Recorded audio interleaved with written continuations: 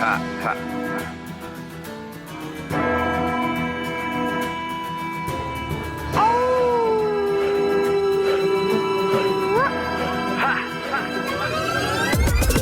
and swords, feel the wars, fighting my blood down to the core. Warriors from medieval age, fear the reign of night brigades. Crusades into the room, moving through the temples and tombs. You scared and place, prepare to face Professor Awesome and the minions of doom. Professor Awesome and the minions of doom. Professor Awesome and the minions of doom. Professor Awesome and the minions of doom. Professor Awesome and the minions of doom. Professor Awesome and the minions of doom. When I was a kid, I worked on a lot of farms, and one of the worst jobs I ever had was working with chickens. I didn't much like working with chickens because chickens are violent and stupid and dirty and just really, really terrible to work with. I just want to reiterate, chickens are stupid, but not in Geoffrey Chaucer's The Nun's Priest Tale, there in the Canterbury Tales. Okay, so what are we looking at in The Nun's Priest Tale? The Nun's Priest Tale, Chaucer has the Nun's Priest essentially retell one of Aesop's fables, right? So this is one of Aesop's fables that gets retold. And Aesop's fable, if you go back and read the original, it's really about not listening to flatterers. In the original version, the fox tricks the cock into stretching his neck out to crow, and then he by telling him how beautiful his singing voice is, and he grabs it. And then later on, when he's going off, he's dragging the chicken off to be killed. The cock then starts flattering the fox to get him to talk. And then as soon as the fox opens his mouth to say something, it does freeze the cock, and he quickly flies up on a low-hanging branch that the fox can't get to. So the idea is, don't trust flatterers. But this is repurposed for something very different. And at first it just seems like a weird story about a chicken talking about a dream to his wife. But if we look at it more closely, we see it's actually getting at philosophy.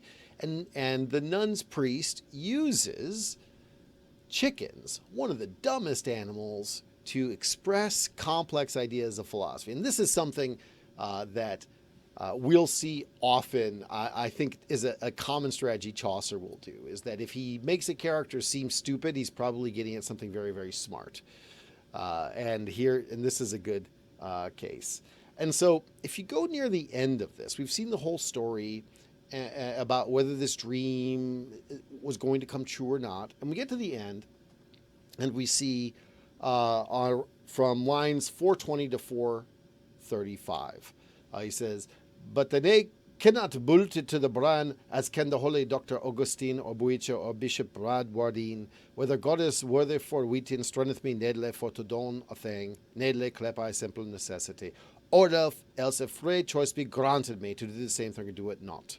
I'm going to stop right there without going through the whole section, but we have something interesting. He's evoked three different thinkers. One is Augustine, Dr. Augustine. One is Boethius. Boece is the word for Boethius, and he had a real interest in him. Or Bishop Bradwardine, getting at an important issue about whether we are predestined to do something or whether we have free will. And ultimately, that's what the Nun's Priest Tale deals with, this question. And so when you consider the conversation that Chanticleer has with Bertolete, this is what they're discussing. They're discussing whether his dream is predicting the future, whether the future is determined by the dream.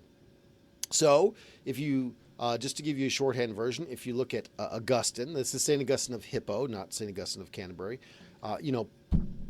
one of the greatest, I would argue, the most important Christian thinker after the apostles, probably the single most influential African thinker of all time. And he wrote The City of God.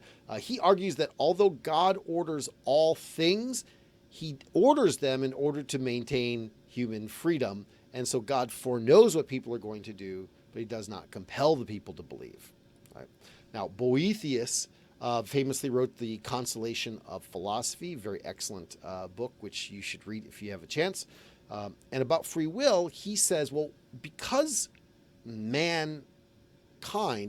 we are rational creatures, we must have free will. And he writes, there is free will, and no rational creature can exist which does not have it. For any being which by its nature has use of reason must also have power of judgment, by which it can make decisions, and by its own resources distinguish between things that should be desired and things that should be avoided. Therefore, in rational creatures, there is also freedom of desiring and shunning. So he says, well, man is rational, which means we can choose. The very fact that we can choose shows that we must have free will, right? So a different approach than Augustine's. He gets a harder sort of more on the line of free will. Whereas backing away from that is Bishop Thomas Bradwardine, a really important thinker. He, over a century before Galileo did, he already had come up with the law of falling bodies. He's sometimes they call him. He became an archbishop, but he lived for a month after that. Real important scientist, but he argued in the 14th century that the planets do not predestine human things. So like astrology wouldn't exactly be true, but influence people's nature.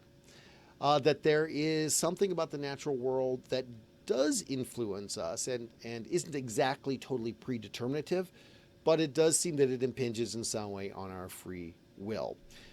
And so when the nun's priest gets to that point where he's mentioned all these, he just says later on, I will not hunt to do a such matter. My tale is of a cock, as you may hear, that took counsel of his wife and Saura to walk in the yard upon the morrow that he had meet the dream that I told her. In other words, he says I don't know about that stuff. My tale's just about chicken. Well, come on. You had you took it away from the original Aesopian look at flattery and turned the whole thing into a meditation upon free will and predestination. And so when he backs away, he says, hey, look, it's just a story about a chicken. Obviously it is not, right? Obviously it's not. You spend all your time talking about them, talking about the dream of Scipio, Macrobius's ideas about dreams and their relationship to the spiritual world.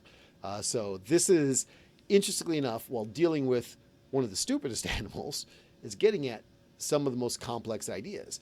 And so if you're going to think about this story, rather than just thinking about it as being about chickens, it's important to look at it and maybe reread it, thinking about what exactly is he saying about questions of free will and predestination. If Chanticleer, if his future is not predestined, then how does the fox still get him, right? And if his future is predestined, then what's the point of having a dream? Right? And this is the real problem of dreams and prophecy, right? If I dream about the future, does that mean that is necessarily going to happen? In which case, what good is the prophecy then, if I don't have any choice? And so this is really what it's dealing with. So I want to suggest that you reread Chaucer's The Nun's Priest Tale there in the Canterbury Tales and think about it from this perspective. And I think you'll find it's really getting at some interesting questions.